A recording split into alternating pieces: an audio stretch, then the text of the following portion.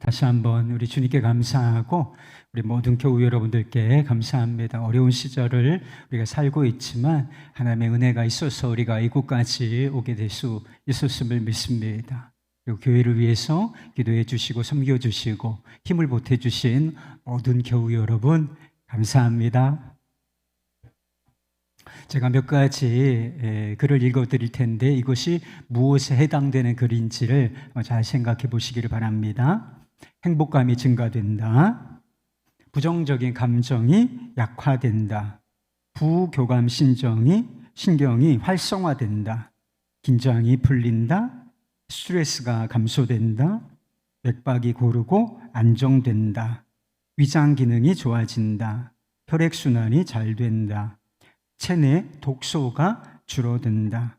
항암 작용을 한다. 신체 활력이 증가한다. 질병에 대한 면역력이 높아진다. 이게 뭘 말하는 것일까요? 아마 눈치를 채셨겠지만 감사는 사람에게 나타나는 효과라는 것입니다. 마음에도 변화가 생기고 그리고 육체에 항암 작용까지 한다니까 그럼 면역력이 얼마나 중요해요. 면역력까지 높아지는 것, 이것이 감사의 기능이라는 것입니다.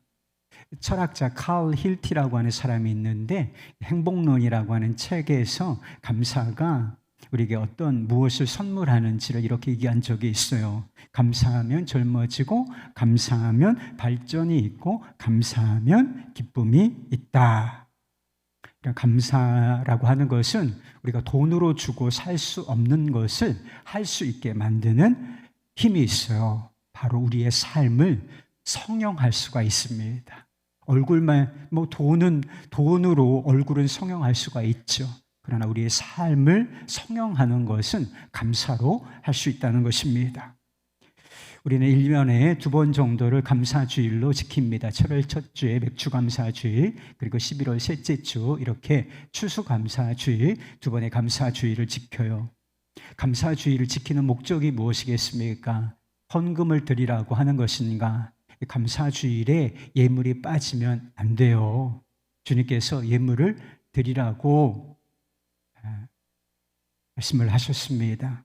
그러나 예물이 감사절의 핵심은 결코 아니라는 것입니다. 감사주일의 핵심은 감사한 마음이에요. 우리 마음속에 하나님 감사합니다. 이 마음을 품고 하나님 앞에 예배하는 것, 이것이 감사주일의 정신인 것입니다. 우리가 삶을 살면서 감사해야 한다는 사실 모르는 사람이 누가 있어요? 그렇지만 우리의 감사의 감각이 무뎌지고 감사를 잃어버린 것, 이 감사 신앙을 우리가 다시 회복하고 그리고 내가 앞으로 감사하는 삶을 살겠다 이렇게 결단하는 것, 이런 마음으로 이 감사주의를 지키신다면 정말 감사주의를 감사주일답게 지켰다 이렇게 말할 수 있는 것입니다. 우리가 하나님의 뜻은 우리가 이렇게 감사주의를 1년에 2번 정도 지키는 것처럼 때때로 감사하는 것, 이런 정도가 아닌 것입니다. 하나님의 뜻은 감사가 삶이 되고 삶이 감사가 되는 것입니다. 그리고 감사가 우리의 사고방식이 되고 삶의 방식이 되는 것, 이것이 바로 하나님의 뜻이라는 것이죠. 오늘 본문 말씀을 보시기 바랍니다. 아침과 저녁마다 서서 여호와께 감사하고 찬송하며 범사에 감사하라. 이것이 그리스도 예수 안에서 너희를 향하신 하나님의 뜻이니라. 매일이에요. 매일 아침과 저녁으로 하나님께 감사하고 그리고 모든 순간 모든 일에 대해서 하나님께 감사하라. 이것이 너희를 향한 우리를 향한 하나님의 뜻이라고 명백히 밝혀주고 있지 않습니까? 그러니까 감사주일은 이 하나님의 명백한 뜻을 다시금 붙잡고 그렇게 살 수 있는 동기를 부여받는 주일이다 이렇게 생각하시면 옳은 것입니다. 하나님의 계획은 감사하는 마음이 우리의 삶에 그리고 우리의 신앙 행동에 다 배어 있는 것이라고 할 수 있습니다. 우리가 매주일 이렇게 주일 예배를 드리지 않습니까? 오늘은 감사주일로 좀 특별한 예배를, 또 형식상으로 뭐 그렇게 특별할 것도 없죠.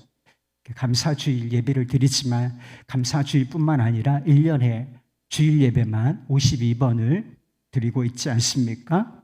찬양과 기도와 그리고 설교와 그리고 헌금, 축복 기도 이렇게 어떤 순서 예배의 틀을 가지고 있다고 해서 그리고 그 공간 안에서 이 틀을 따라왔다고 해서 예배가 된 것이 아니라는 사실을 아셔야 돼요. 이 예배 속에서 빠지지 말아야 할 것이 있는데 그게 바로 감사하는 마음인 것입니다. 여러분은 그동안 수없이 많은 예배를 드려오셨을 터인데 예배하는 가운데 주님께 감사하는 마음을 품고 예배하셨습니까? 아침과 저녁마다 감사하라고 하는 역대상 본문 말씀도 예배와 관련되어 있는 말씀이고요. 시편에도 우리가 어떤 태도로 예배를 드려야 하는지 말씀하고 있습니다. 시편 104편 4절 말씀, 감사함으로 그의 문에 들어가며 찬송함으로 그의 궁정에 들어가서 그에게 감사하며 그의 이름을 송축할지어다. 또 유명한 말씀이 있어요. 시편 50편 23절 말씀, 감사로 제사를 드리는 자가 나를 영화롭게 하나니. 이런 말씀을 보면 우리가 감사하는 마음이 없이 그저 순서를 따라서 예배를 했다면 그게 무슨 뜻이에요? 알맹이가 빠진 그저 형식적인 예배를 드렸다 이렇게 말할 수밖에 없는 것이지요. 우리의 기도라는 게 얼마나 중요해요. 쉬지 말고 기도하라 말씀하셨는데 이 기도에도 빠져서는 안 되는 마음, 태도가 있는데 그것이 바로 감사인 것입니다. 골로새서 4장 2절 말씀, 기도를 계속하고 기도에 감사함으로 깨어있으라. 세번역 성경에서는 감사한 마음으로 기도하라 이렇게 번역이 되어 있습니다. 그리고 잘 알고 있는 빌립보서 4장 6절 말씀, 아무것도 염려하지 말고 다만 모든 일에 기도와 간구로 너희 구할 것을 어떻게? 감사함으로 하나님께 아뢰라. 이렇게 말씀하고 계시다는 것이죠. 우리 기독교에만 기도가 있는 것은 아니에요. 다른 모든 종교, 불교를 비롯해서 이슬람, 다른 모든 종교에도 기도라고 하는 형식이 있습니다. 그러나 그리스도인들의 기도와 이런 이방인들의 기도, 다른 종교인들의 기도가 차이점이 있다면 그게 무엇이겠습니까? 그리스도인들의 기도에는 감사가 있다는 것입니다. 아버지께 필요한 것이 있어요. 뭔가 부족해서 구할 것이 있습니다. 그걸 간구라고 하는 것이죠. 간구하는데 그저 간절한 마음으로 구할 뿐만 아니라 그리스도 예수 안에서 담대함으로 우리 아버지 되신 그분께 어떻게? 감사함으로 기도하는 것. 이것이 그리스도인들의 기도인 것입니다. 지난 주간에 대입 수학 능력 시험이 있었습니다. 어느 교회의 수능 기도회 수학 능력 시험이 진행되는 동안 부모들이 또 교우들이 모여서 기도하는 그런 기도회를 많이 해요. 저희 교회는 안 하지만. 근데 어느 교회에 수능 기도회 타이틀이 있었습니다. 그래서 이 타이틀을 붙여놓고서 부모들이 또 교우들이 와서 기도를 하는데 그 타이틀이 뭐였느냐? 대단히 이색적이었습니다. 붓회떨감. 무슨 뜻인지 아세요? 붙으면 뭐라는 것일까? 회가 뭐죠? 붓회떨감. 붙으면 회개, 떨어지면 감사. 붙으면 왜 회개를 하라고 하는지 모르겠어요. 주일 예배 안 드리고 막 예배 소홀히 하고 막 공부를 너무 열심히 해서 너 붙은 거 아니야? 너 회개해야 된다. 그래서 회개인지는 모르겠어요. 그렇지만 떨어져도 감사. 부모들이 자녀가 수학능력 시험을 볼 때에 최선을 다하고 좋은 결과, 좋은 열매가 있도록 위하여 기도하는 것은 필요한 일이지요. 그러나 그때 어떤 태도로 기도를 해야 되는가? 감사함으로 기도하고 그리고 결과가 내가 예상한 대로 우리 자녀가 원하는 대로 나오지를 않았어요. 떨어졌어요. 그때도 감사하는 거예요. 그러면 시험 결과에 따라서 막 천당과 지옥을 오가고 중내 산해하지 않게 되어 있어요. 그리고 결국은 다 잘 되게 돼 있어요. 하나님께서 그 마음을 얼마나 귀하게 보시겠어요. 한번 떨어질 수 있지만 그걸로 인생 끝납니까? 아니잖아요. 결국 하나님께서 좋은 길로, 최선의 길로 인도해 주시게 되어 있는 것입니다. 하나님의 말씀에도 빠지지 말아야 할 것이, 말씀에 순종하는 데에도 빠지지 말아야 할 것이 바로 감사라고 하는 태도인 것입니다. 여러분, 하나님의 말씀에 순종해야 하죠. 하나님의 부르신 자리에 우리가 순종으로 서야 하는 것입니다. 그런데 그때 어떻게 주의 말씀에 순종해야 하는가? 억지로 하면 되는 것입니까? 어떤 때는 힘들어도 억지로 이를 악물고라도 순종하는 게 필요해요. 그래서 억지로 지는 십자가에도 은혜가 있다, 이런 이야기가 있는 것이지만 순종의 기본적인 태도, 밑바탕에는 기쁨과 감사가 있어야 하는 거예요. 기쁨과 감사가 있어야 주님께서 막 억지로 막 인상 쓰면서 주님께서 기뻐하시겠어, 그 순종을요? 감사해요. 불러주신 은혜 감사하고 하라 하신 은혜 감사해요. 이 마음으로 순종할 때 주님께서 그 순종을 기쁘게 받지 않으시겠습니까? 신앙과 삶은 떨어져 있는 것 결코 아니에요. 이게 분리된 사람들이 있지만 정상 아니다. 신앙과 삶은 하나인 것입니다. 신앙적인 행위들뿐만 아니라 삶의 중심에 감사하는 마음이 있어야 한다는 것입니다. 그것이 범사에 감사하라고 하는 말씀의 의미인 것입니다. 더 나아가서 하나님의 뜻은 무엇인가? 우리가 감사하는 사람이 되는 거예요. 그러니까 우리의 성품, 우리의 인격, 우리의 인간됨 자체에 뭐가 배이는 거예요? 감사가 배이는 거. 감사하는 자로 서는 것이 하나님의 뜻이라고 분명히 성경 말씀에 기록되어 있습니다. 하나님께서 계획하신 뜻대로 감사가 우리의 생활 방식이 되지 않습니까? 감사하는 사람이 되지 않습니까? 그러면 우리의 삶은 물론이고 세상이 다 바뀌게 되어 있어요. 낸시 알드모스라고 하는 분이 계신데 그 사람이 이렇게 말했습니다. 감사를 사고방식과 생활방식으로 선택한 사람은 모든 일을, 정말 모든 일을 감사의 눈으로 볼 수 있다. 온 세상이 달라 보인다. 삶의 환경이 달라지고 세상이 좀 바뀌었으면 좋겠다, 이런 생각만 하지 마시고 삶의 태도를, 삶의 방식을 한번 바꿔보세요. 어떻게 하나님의 뜻대로 감사를 사고방식과 삶의 방식으로 선택을 한번 해보시라고 하는 것입니다. 그러면 삶의 환경이 여전하고 세상은 여전하지만 그래도 우리의 삶은 확실히 달라지게 되어 있다는 것입니다.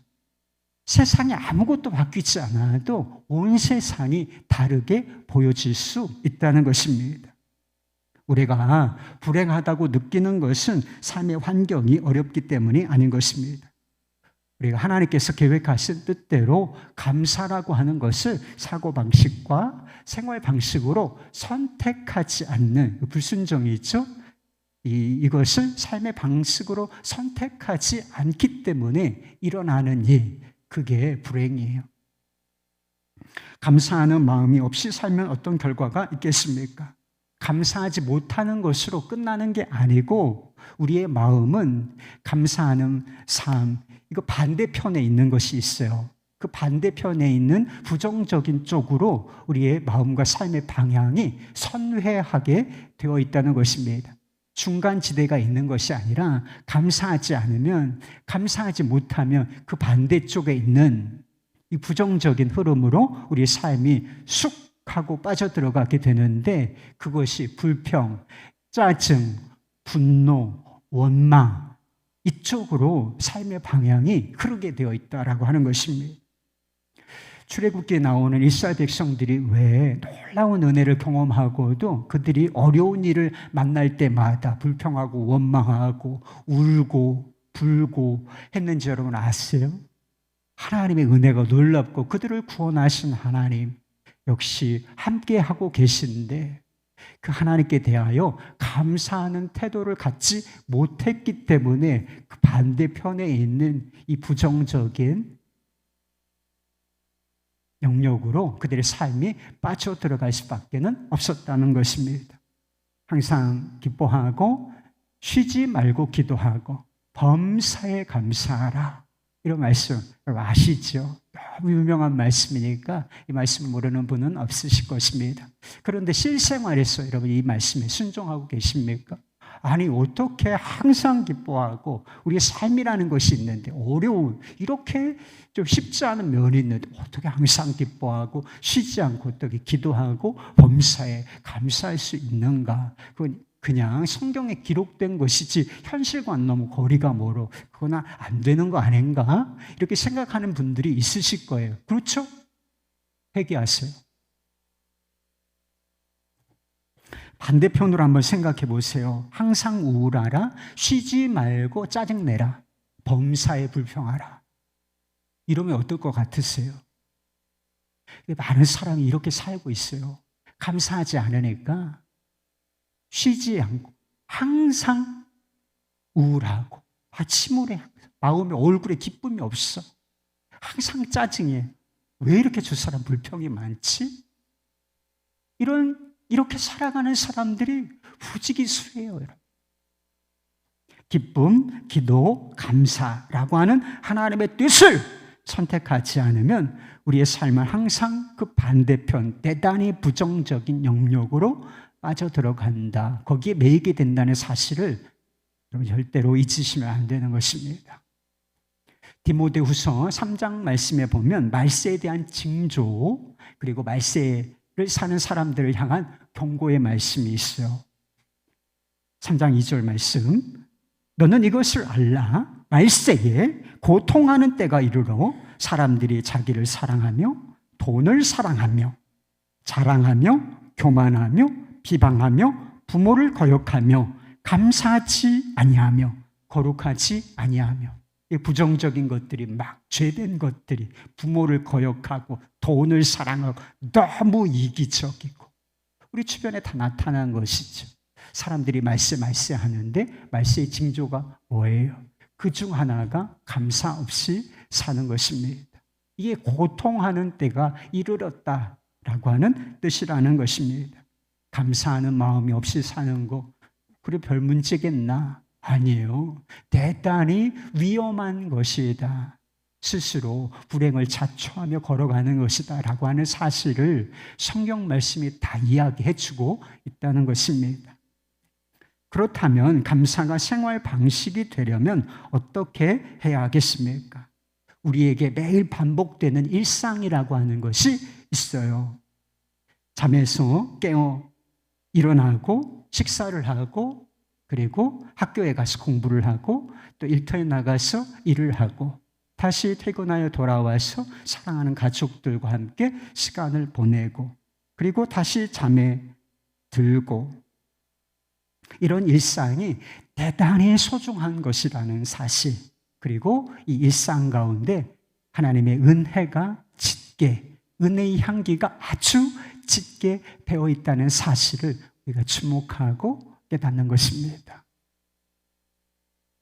일상이라는 것은 평범한 것이고 때로는 대단히 다람쥐 쳇바퀴 도는 것처럼 지루한 것이 지루해 보이는 것일 수도 있습니다.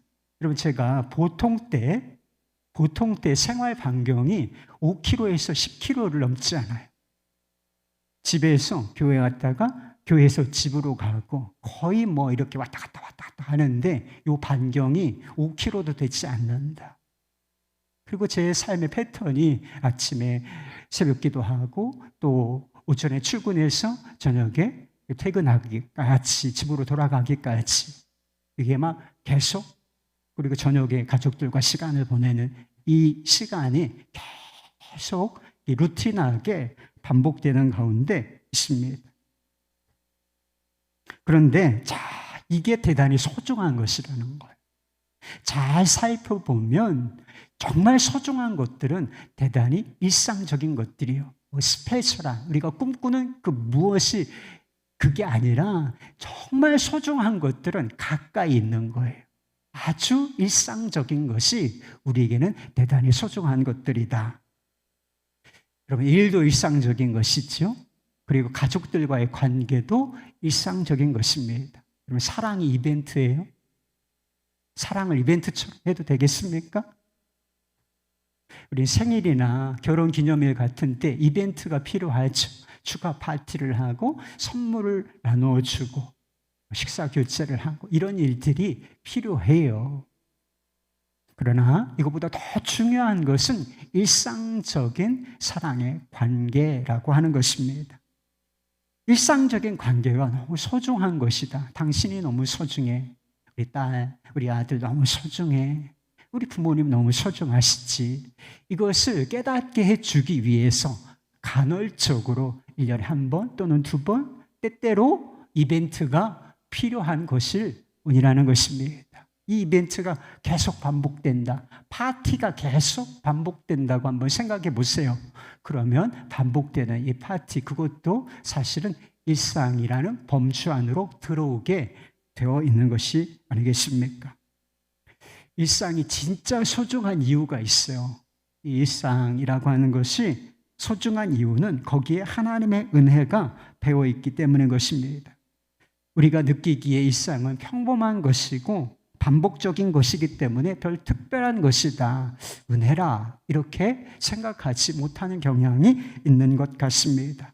그러나 진리는 무엇인가? 이 평범한 일상이 그냥 주어지는 것이 아니라 하나님의 은혜로 선물로 주어지는 것이라고 하는 사실인 것입니다. 현재라고 하는 단어가 있죠. 현재, 지금, 오늘 이런 단어가 있어요. 그런데 현재라고 하는 단어를 영어로는 present라고 말합니다. 근데 이 present라고 하는 영어 단어를 사전에서 찾아보면 현재의라고 하는 뜻만 있는 것이 아니라 그 밑에 뭐라고 되어 있는가? 선물이라고 하는 뜻이 포함되어 있습니다. present는 선물이에요. 그러니까 현재가 지금 이 순간이, 오늘 이 시간이 뭐예요? 당연한 것 아니고 하나님께서 은혜로 주신 선물이다. 이런 뜻을 가지고 있는 것입니다. 일상도, 평범해 보이는 일상도 하나님께서 은혜로 주신 선물인 것입니다. 삶 자체, 우리의 삶이 있지 않습니까? 이 삶 자체가 선물이라는 거예요.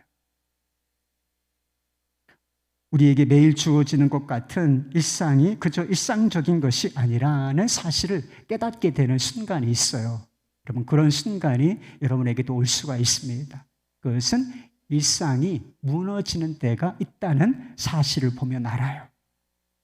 우리가 지금 위드 코로나 시대를 살고 있습니다. 위드 코로나를 다른 말로 위드 코로나가 그 바이러스하고 같이 산다 이런 의미니까 조금 부정적이잖아요.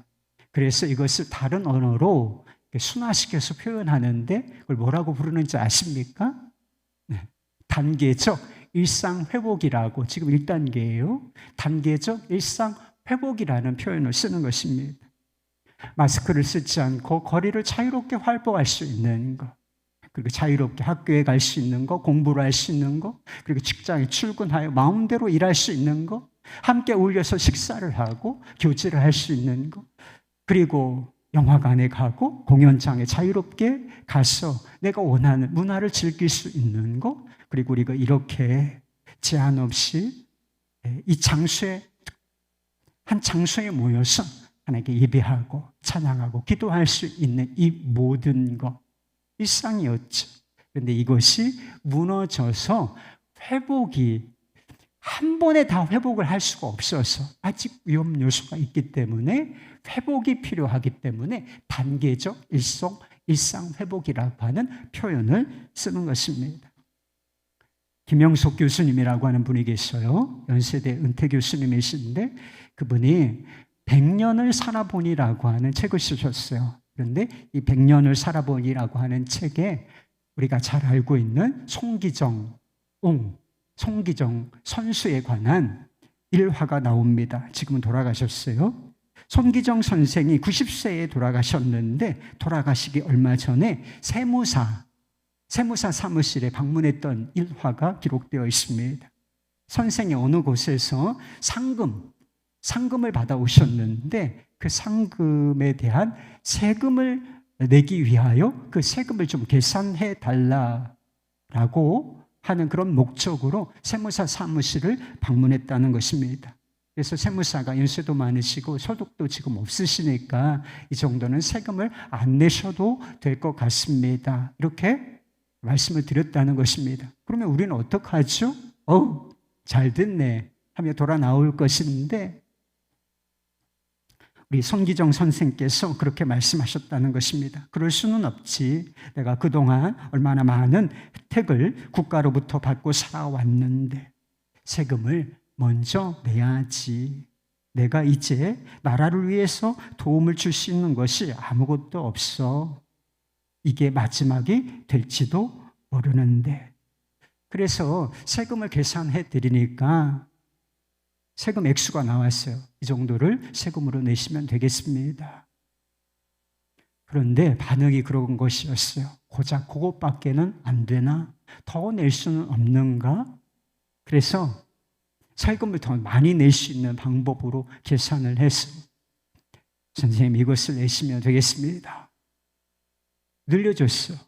그러니까 흡족해 하시면서 돌아가셨다라고 하는 이런 이야기가 있다는 것입니다. 그러면서 그 일을 겪었던 그 세무사가 이런 고백을 했다는 것입니다. 나라가 없을 때를 살아본 분들은 나라를 생각하는 마음이 다르다는 것을 알았습니다. 나는 한 번도 대한민국의 혜택을 받고 있다는 생각을 해본 적이 없는데 말입니다. 여러분 세금을 잘 내세요, 여러분. 국가의 혜택을 받는 게 있습니다, 여러분 우리가. 그러니까 세금을 잘 내시라. 그것이 애국하는 길입니다. 손기정 선생이 왜 세금을 내려고 했을까요? 그리고 더 많이 내고 싶어 했겠습니까? 나라라고 하는 거 우리에게는 아주 일상적이고 당연한 것이죠. 그것이 무너졌던 경험을 하셨던 분이에요. 그래서 이 나라라고 하는 울타리가 있고 그 안에서 우리가 살고 있다는 것이 얼마나 소중한지를 아는 분이었기 때문에 세금 내야지, 더 낼 수 없겠나? 이렇게 반응을 하셨던 것입니다.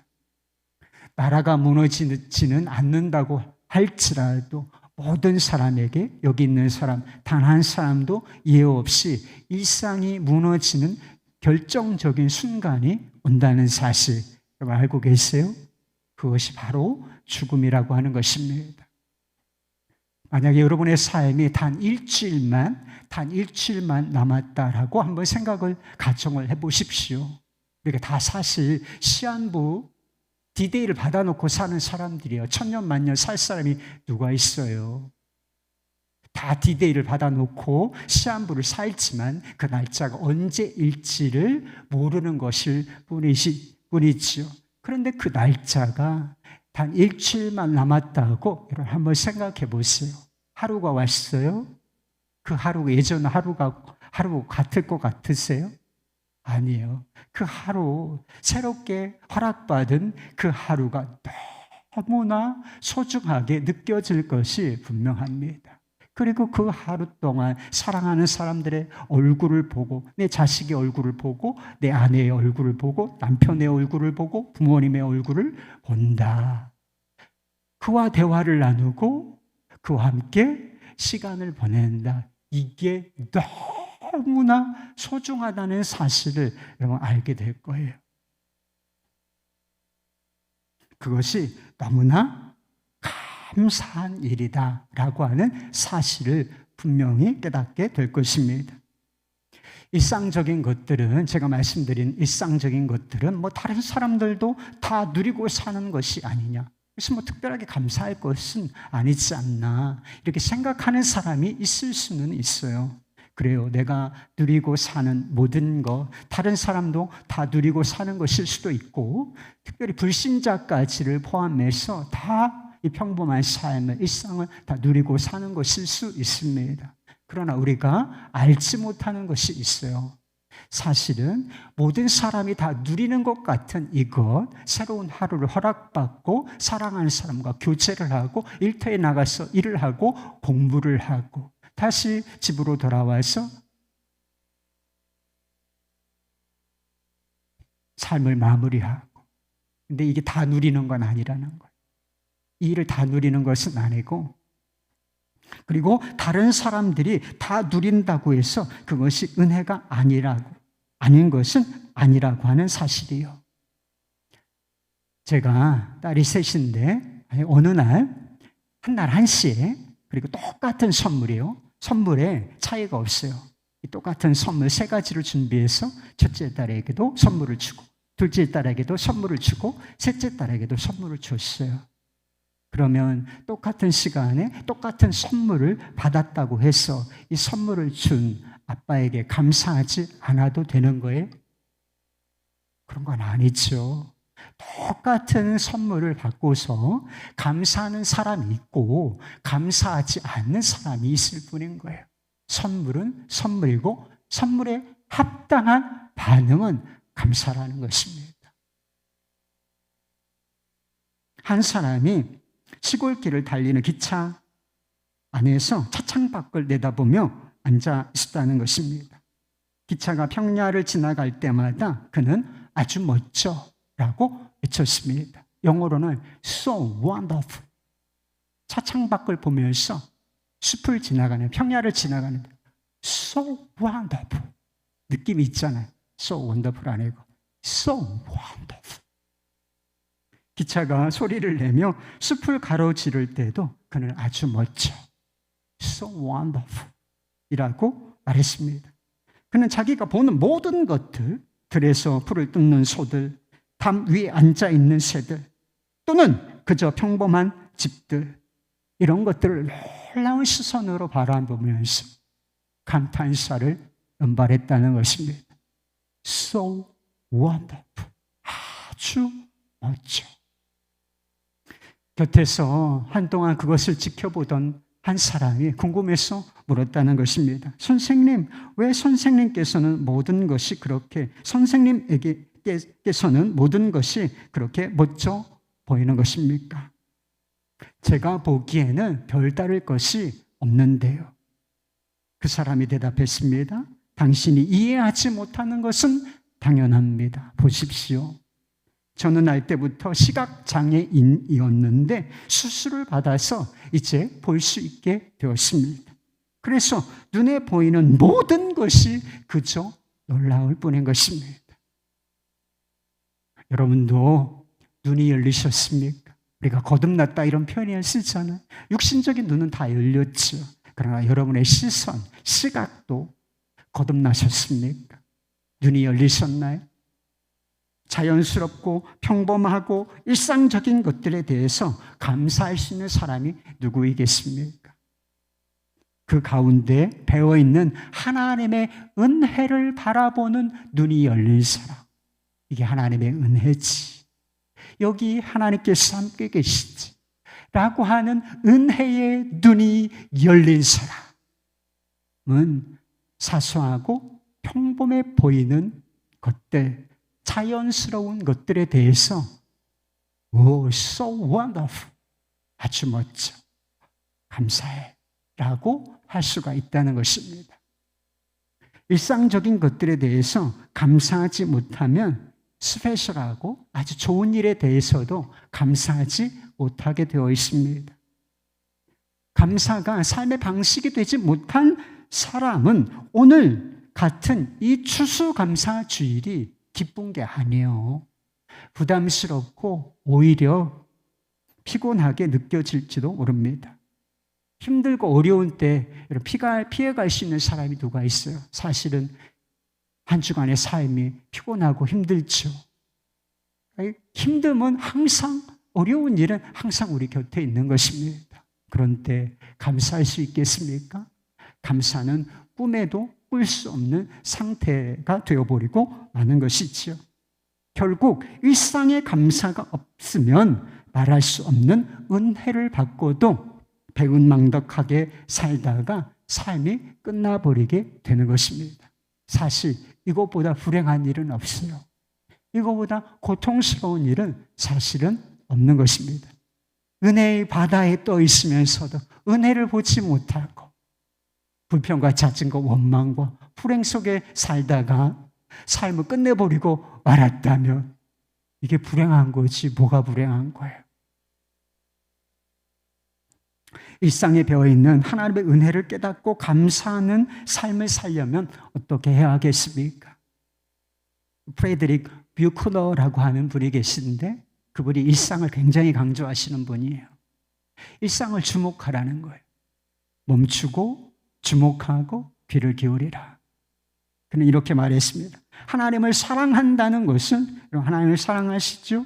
하나님을 사랑한다는 것은 주목한다는 것, 마음을 쓴다는 것, 눈을 뜨지 않으면 절대로 볼 수 없는 방식으로 하나님께서 나와 함께 하실 가능성에 마음을 열어두는 것을 뜻합니다. 말하자면 일상 가운데 함께 계시는, 우리에게 일상 가운데 은혜를 베푸시는 하나님을 주목하라는 거예요. 그분께 마음을 쓰라는 것입니다. 한 달간 불평금지 감사 프로젝트를 진행해 왔습니다. 주님을 의식하면서 불평을 막고 하루에 5가지 감사를 써보자, 이렇게 한 달 동안을 지내해 왔습니다. 여러분 어떠셨습니까? 감사 제목을 쓰긴 해야 하겠는데 혹시 뭘 감사해야 할지 난감하지 않으셨습니까? 제가 일기를 쓰는 그룹들이 있는데 제가 보니까 그런 난감함을 가지고 계신 분들이 있어 보였습니다. 감사 제목이 잘 써지지 않았다면 이유는 한 가지예요. 일상의 삶이 은혜로 허락된 것이고 그 삶의 주인이 주님이라는 사실을 믿지 않았기 때문인 것입니다. 한마디로 삶의 주어가 있잖아요. 삶의 주어가 있어요. 삶의 주어가 나였지 주님이 아니셨기 때문에 감사 제목을 써보고 싶었지만 뭘 감사해야 할지 이게 쓰기가 난감하게 느껴지지 않았겠습니까? 아침에 일어나 새로운 한 날이 시작되었습니다. 이 하루를, 새로운 한 날을 허락하신 분이 누구세요? 한 날을 살게 하실 분이 누구십니까? 그리고 그 한 날의 삶을 통하여 영광을 받으실 분이 도대체 누구이시겠습니까? 우리의 삶의 주인, 우리를 구원하신 하나님이시죠. 그런데 주님, 새날 주심을 감사합니다. 일할 수 있는 일터를 주시고 일할 수 있게 하신 것 감사합니다. 사랑하는 가족도 함께 이 시간을 보낼 수 있게 하신 것이 감사합니다. 하루를 은혜로 살았습니다. 주님 정말 감사합니다. 이게 왜 안 써지냐는 거예요. 거짓말할 수는 없고 이게 왜 잘 안 써져? 모든 것이 은혜라고 하는 지식은 있고 우리도 찬양도 불렀잖아요. 모든 것이 은혜. 지식은 있지만 삶의 한 복판에 주님이 안 계신 거. 삶의 주어가 주님이 아니고 여전히 흘러가는 것이고 내일은 오는 것이고 내가 사는 것이다. 이렇게 의식하고 그렇게 살아왔기 때문에 삶의 기반이 은혜가 아니고 삶의 주어가 주님이 아니시기 때문에 뭘 쓰려고 해도 잘 써지지를 않는 거예요. 며칠 전에 제가 영상 하나를 보게 되었습니다. 112 세계 기도의 날 집회라고 하는 집회가 있었는데 거기서 보았던 간증 영상입니다. 기도에 대한, 기획은 기도에 대한 간증이에요. 근데 기도에 대한 간증인데 거기에 감사에 대한 간증이 포함되어 있어요. 잠시 그 영상을 여러분들께 보여드리고 싶습니다. 준비가 되셨으면 한번 보여주시죠.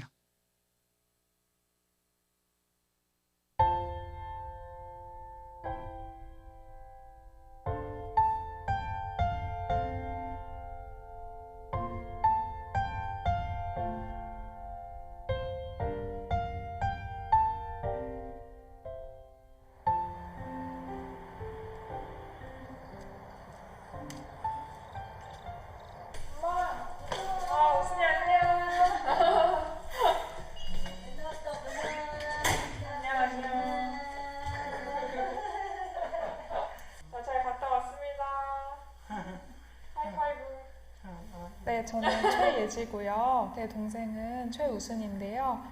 중학교부터 근육병이 있었지만 그래도 학교도 잘 다니고 직장도 잘 다니고 있었습니다. 2019년에 이제 미국을 같이 간 적이 있어요. 갔는데 이제 동생이 갑자기 급성 폐렴이 오게 돼서 심폐소생술을 3번 정도 하게 되었고 그 이후에는 이제 의식불명의 상태로 또 동생의 상황이 너무 심각해서 한국으로 올 수 있는 방법도 아예 불가능했었던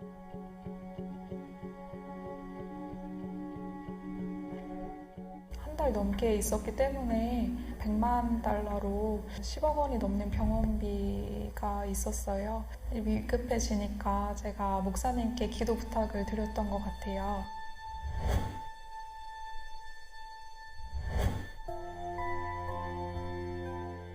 엄마랑 누나랑 아빠 믿어.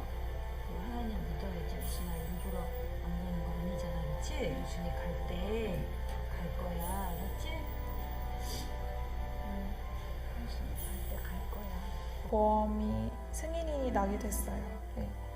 원래는 불가능하다고 했었는데 나중에 그렇게 승인이 나게 되었고 LA에서 전액 지원을 받게 되었습니다. 신정지 때문에 참아. 저산소성 뇌손상 그래가지고 신경이 다쳐가지고 눈동자는 있는데 안 보이는 거죠. 그래서 2년 전 엄마의 모습 그대로 지금 늙은 거 모른대요. 내가 나 많이 늙었다 그랬더니 안 보이니까 엄마 젊어 그때 그대로 있으니까.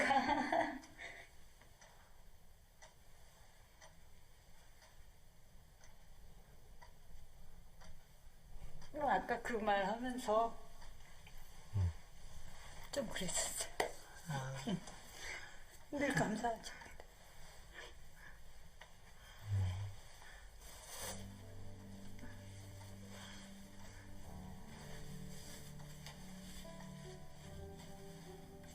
뭐 이럴 때는 하나님이랑 만날 시간도 별로 없고 그런데 이제 너무 친할 기회를 많이 주니까 그게 너무 감사해요.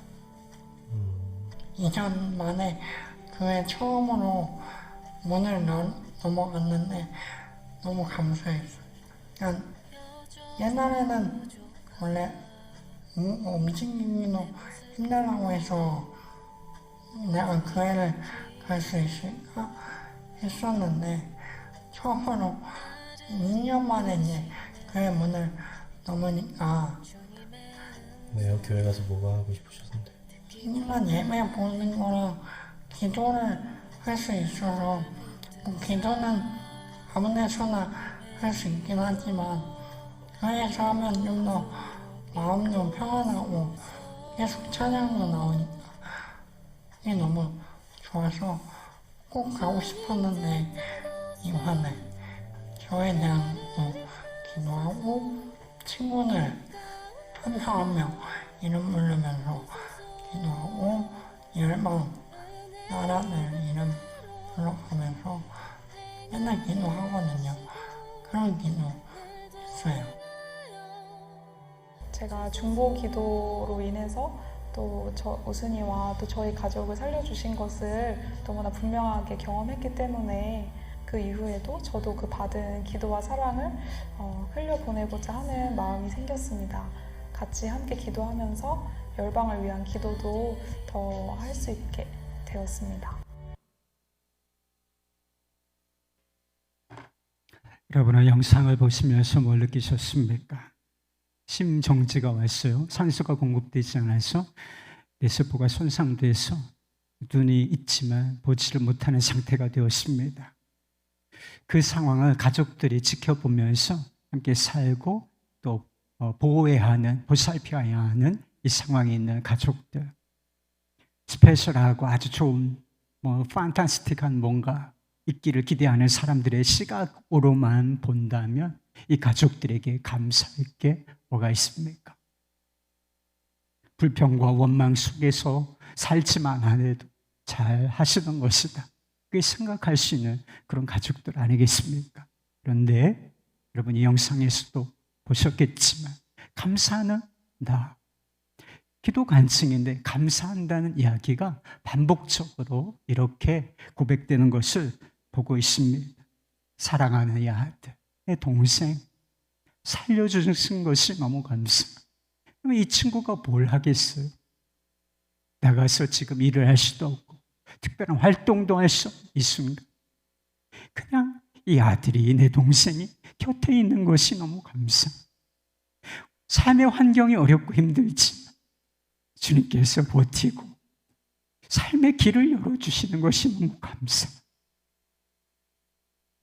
여러분, 오늘도 교회당 문턱을 넘어오지 않으셨습니까? 끝까지 교회당 문턱을 넘어오는 게 뭐가 문제, 뭐가 어렵습니까?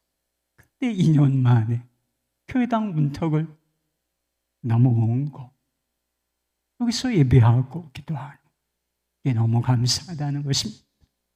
이게 위선일까? 속일 수가 없잖아요. 진실해 보입니다. 이 가족이 어떻게 감사할 수 있겠습니까?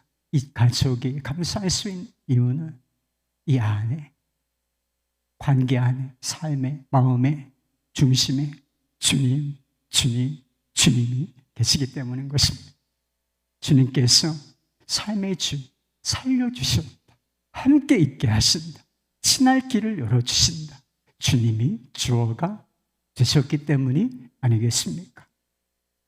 그리스도 안에 있는 우리의 신분과 우리의 삶은 이미 넘치도록 특별해요. 평범해 보이는 일상도 사실은 특별한 하나님의 선물인 것입니다. 여러분의 삶의 마음의 중심에도 주님이 계시게 하시기를 바랍니다. 삶의 주어가 내가 아니라 주님이 되게 하시기를 바라요. 주님이 주신 하루, 주님이 주신 가정, 주님이 주신 사랑, 주님이 주신 관계, 주님이 주신 공동체, 주님이 주신 자연, 주님이 주신 일, 주님이 주신 시간, 그리고 주님이 주신 내 삶은 주님이 주셨고 주님의 은혜가 있고 주님의 것이다. 정말 한번 믿어보십시오. 사랑하는 여러분, 하나님께서 은혜로 허락하시는 이 소중한 일상을 감사로 채워나가실 수 있기를 바랍니다. 아침과 저녁으로, 그리고 범사에 감사하기를 원하시는 하나님의 뜻이 여러분의 삶에 그대로 이루어지기를 우리 주 예수 그리스도, 우리를 구속하신 예수 그리스도의 이름으로 축복합니다.